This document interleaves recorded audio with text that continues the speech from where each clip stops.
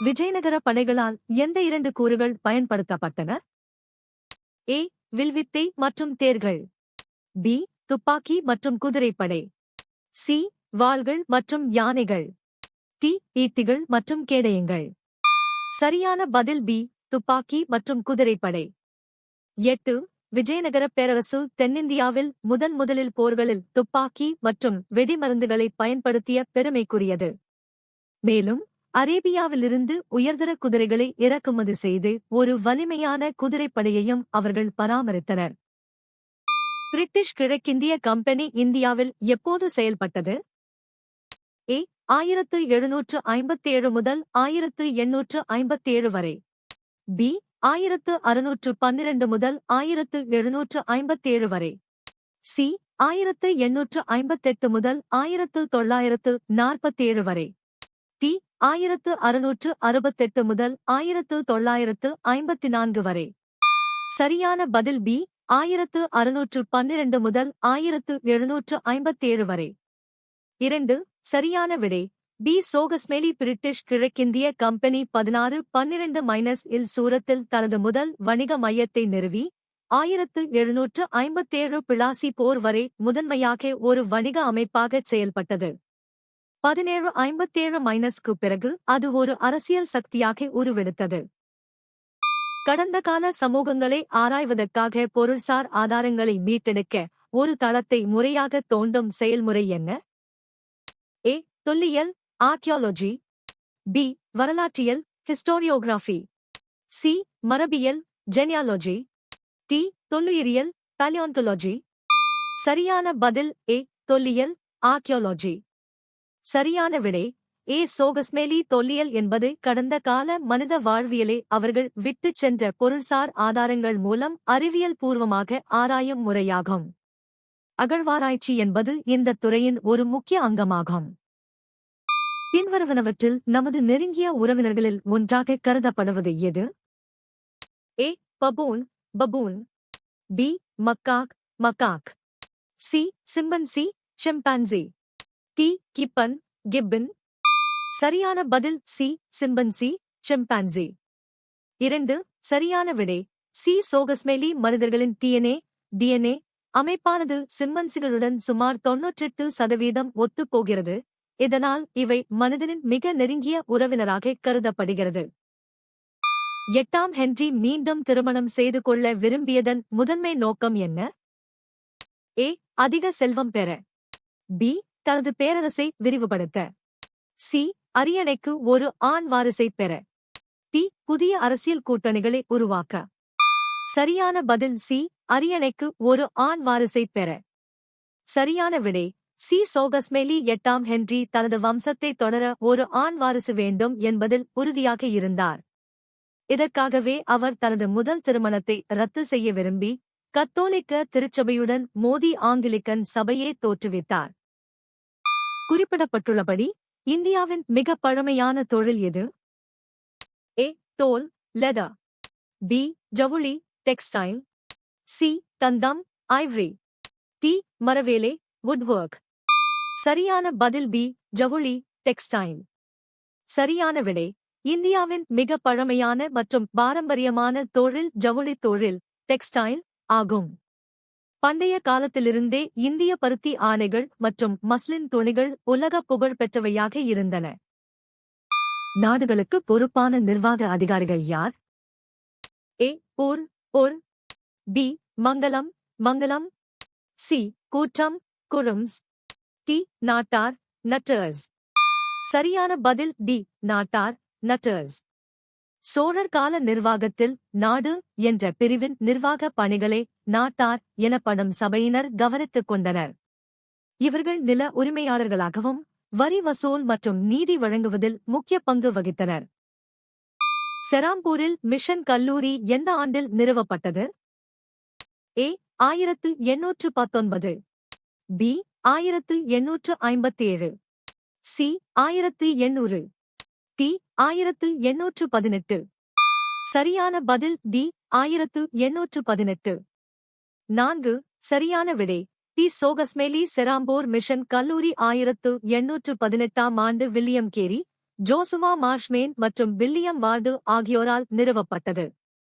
இது ஆசியாவிலேயே நவீன கல்வியை வழங்க தொடங்கப்பட்ட பழமையான கல்வி நிறுவனங்களில் ஒன்றாகும். நவீன முறைகளை பயன்படுத்தி எஃகு எங்கு முதலில் தயாரிக்கப்பட்டது? ஏ. ஜாம்ஷெட்பூர், ஜம்ஷெத்பூர்.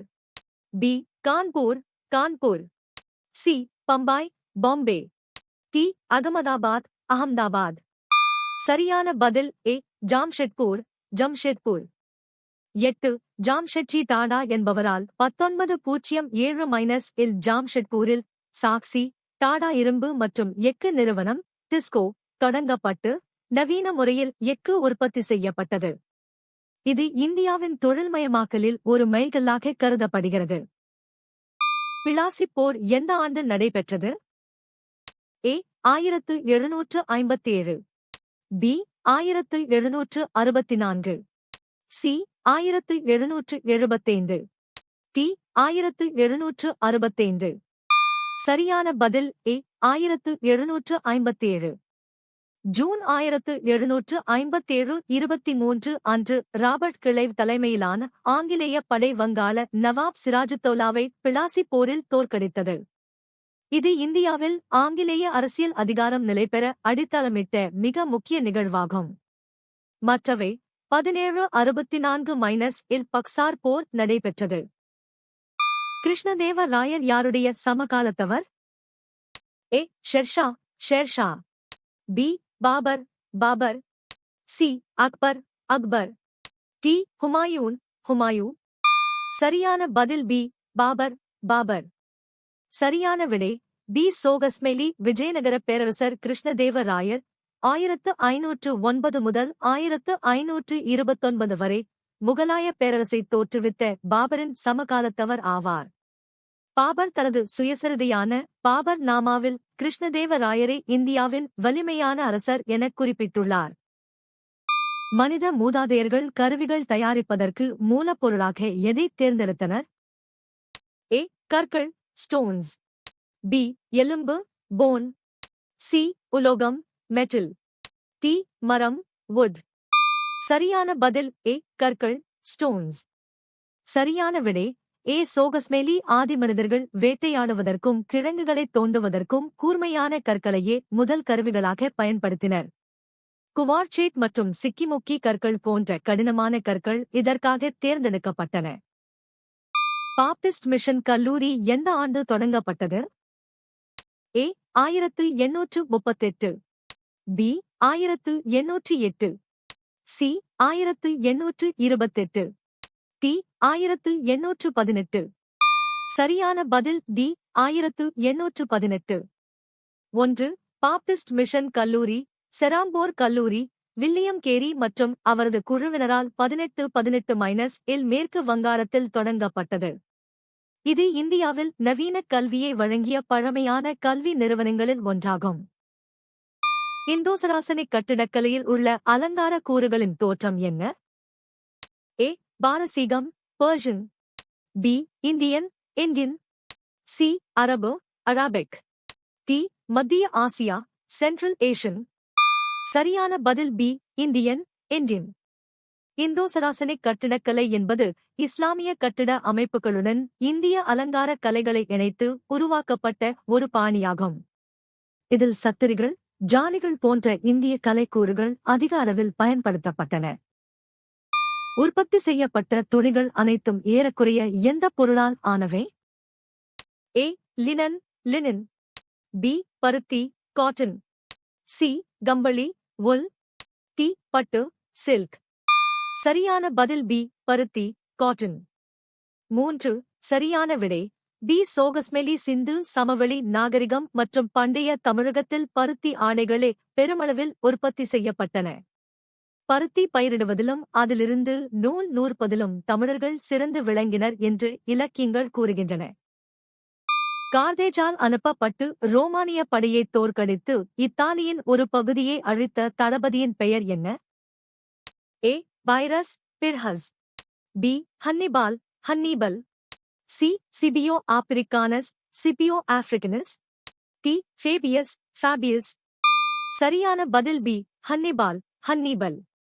சரியான விடை பி. சோகஸ்மெலி. இரண்டாம் பியூனிக் போரின் போது கார்தேஜின் புகழ்பெற்ற தளபதி ஹன்னிபால் ஆல்ப்ஸ் மலையை கடந்து வந்து ரோமானிய படைகளை தோற்கடித்தார். சேரர் நாணயத்தில் என்ன சித்தரிக்கப்பட்டுள்ளது என்று குறிப்பிடப்பட்டுள்ளது? ஏ. ஒரு சிங்கம். பி. ஒரு வில். சி. ஒரு திரிசூலம். டி. ஒரு குதிரை. சரியான பதில் பி. ஒரு வில். சரியான விடை பி. சோகஸ்மெலி. சேர மன்னர்கள் வெளியிட்ட நாணயங்களில் அவர்களின் அரச முத்திரையான வில் மற்றும் அம்பு பொறிக்கப்பட்டிருந்தது. இது சேரர்களின் வீரத்தையும் அவர்களின் ஆட்சி அதிகாரத்தையும் பறைசாற்றும் அடையாளமாக விளங்கியது. இளம் வயது காந்தியை மிகவும் பாதித்த நபர் யார்? ஏ. அவரது மூத்த சகோதரர். பி. அவரது ஆசிரியர். சி. அவரது தாய் புத்லிபாய். டி. அவரது தந்தை கபா காந்தி. சரியான பதில் சி. அவரது தாய் புத்லிபாய். சரியான விடை சி. அவரது தாய் புத்லிபாய். காந்தியின் தாய் புத்லிபாய் மிகவும் மதப்பற்றுள்ளவர் மற்றும் கடுமையான விரதங்களை கடைபிடித்தவர். அவரது ஆன்மீக மற்றும் ஒழுக்கமான வாழ்க்கை முறை இளம் காந்தியின் மீது ஆழமான தாக்கத்தை ஏற்படுத்தியது.